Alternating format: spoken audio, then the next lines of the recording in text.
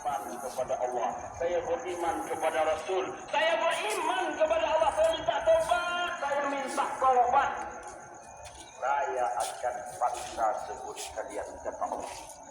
Tidak Bapak Ibu, ketika manusia itu diazab, ketika manusia itu dilaknat oleh Allah, diberikan mereka musibah, apa kata no? Sampai apalah dulu Bapak Ibu.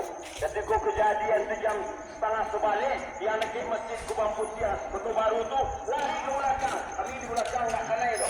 Saya di belakang tu mengejek, la ilaha illallah, astagfirullah, la ilaha illallah. Padahal yang mengejek itu fadilah. Maka Allah akan berlawan. Sebalik kalian kata Allah, saya akan paksa sebut nama kata Allah.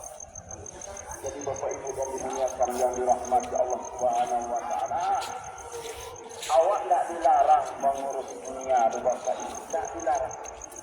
Tidak dilarang oleh Allah mengurus dunia. Fa idza qudiyatis salatu fantashiru fil ard. Selesai kalian solat subuh tunggu sini keluar. Cari karunia itu banyak-banyak. Maka bersyukurlah ibu bapa yang dirahmati Allah. Ada punya istri, ada punya suami yang sayu no. Datang ke masjid Al-Quran, dibuka-buka, dan serasa masjid itu.